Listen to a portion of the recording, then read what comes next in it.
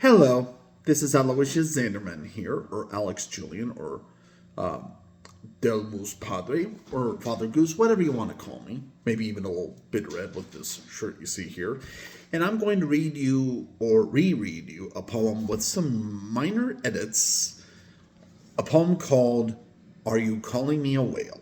And I'll read it from my Father Goose book here that I write for good art determination. Here it goes.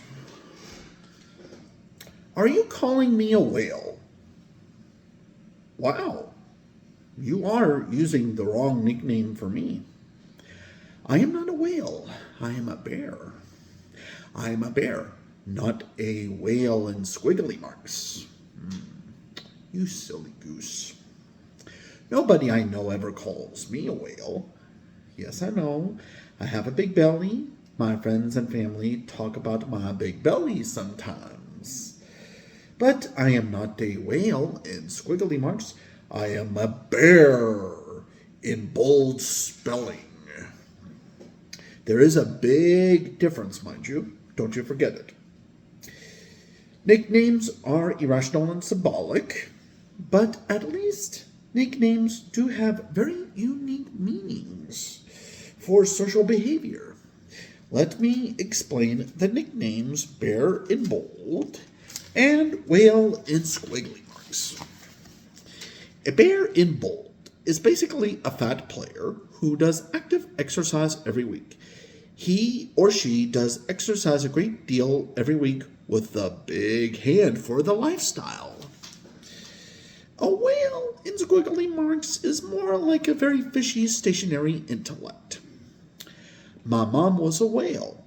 She was doing her job in the computer office for very long hours every week. It was hard work on the computer, but it was mostly just busy and complicated. She could not exercise that much anymore because she was disabled with a bad knee. My mom also had a lot of struggle putting on her rough shoes and getting distant tools. Whew, boy. Especially tools that were far away and everything, and that even I couldn't reach, and that my dad had to reach at times. My mom also had so much love. I loved her very much, and she loved me just as well. She was my role model for education and learning. She was very smart. In fact, she was a very nerdy intellectual nurse at the hospital. She was a lot more physically active when she was a young dork. Unfortunately, she got into an accident at a restaurant and lost her knee's mobility. Remember this about fast food. If you go fast, even if it's in a restaurant, if you go too fast in a restaurant, walk too fast, you could still trip and hurt yourself. So be careful of that. Like, think of it as Sonic the Hedgehog, where it's like Sonic the Hedgehog would run really fast, right? Well, think about how in the Sonic the Hedgehog games, you run really fast and at times you hit something and trip. That happened to my mom because she was a little too confident in her science and everything, and she was not very creative. It was really sad for all of us, and our family helped her as much as we could. For some unknown reason, she did not know how to play video games. Yes, she was a giant octopus, but she was a very beautiful, wonderful panda bear. Almost every video game was unplayable for her. She did play some Pac-Man during college, but for the most part, games in general were just impossible credits to her. Even making Mario jump would take her 2 minutes. Ooh, making Mario jump in 2 minutes? Oh. And she would lose immediately. One jump, 2 minutes. Yeah, at that point, then you're not playing a Mario game really anymore. Then you're just confused. And she was very scientific, but not very creative. However, during her lifetime, she did complete over 1,000 pieces jigsaw puzzles in their complete boxes. The puzzles in boxes were fantastic pictures that she would artistically configure jigsaws together for.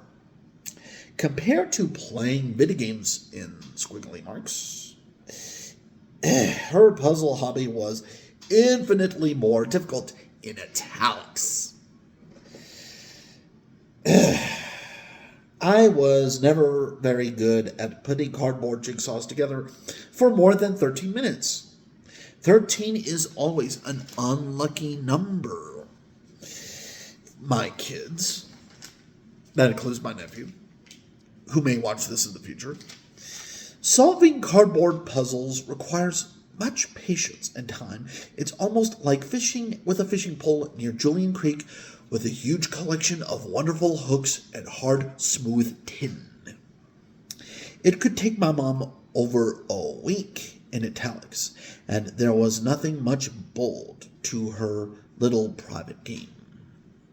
Although, more like a curiosity rather than a game, because she wasn't actually challenging someone to a duel or anything. Watching this Californian girl put together a monstrous picture was like taking candy from a baby for her, unless we believe no whale on earth could possibly need a crooked cup of yogurt in the fresh refrigerator. It's not gameplay when you really think about it. It's very confusing and disorienting for the rest of our family. And our Chinese food lover was a Polish dolphin to me in our kitchen to sweet tea lights. Most Nintendo fans would just look at her impossible craft and run away screaming. Man, that's too hard. We gotta get out of here. Gotta get out of this kitchen. She was not any loco lizard to a heavy metal fan, but her bookish heart of mind was unreachable to my sharp calculator for each moment of dining out. Coming into our sharing awareness was like a cold and wet shoe, tying a cold and wet shoe with rusty butterfingers. Her mind was an absolute cave storm. I could never learn as much as she did. I have an endless cord of mental cavity to both wonder and logic all at once. My mom was a brilliant nurse, and she prayed for her patients every night. Although most video game reviewers are pretty low candidates for a happy-go-lucky nutrition, my mom was a strict good judge of wild romances. Imagination was only second to none at best in her figure of speech every day. My infinite wire has lost touch of blood and passion over to it with clean disappointment. What poor cow like me would be dull and stationary on a vital vacancy to cheers? At least I am probably one of the most old-fashioned Western pedestrians in America's healthy environments and soda industry. My mom was not just a crusty rabbit at lunch at Shakey's restaurant, their buffet lunch at Shakey's restaurant in California. She was the most golden McNugget in her sincerity to honest doubt and the better unknown matter.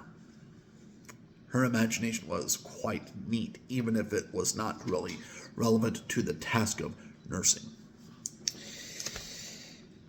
For our memories at the beach in Ventura, California, she will always be our happy goldfish in my sugary fern. The end. That's my poem, and have a good one, children. God bless.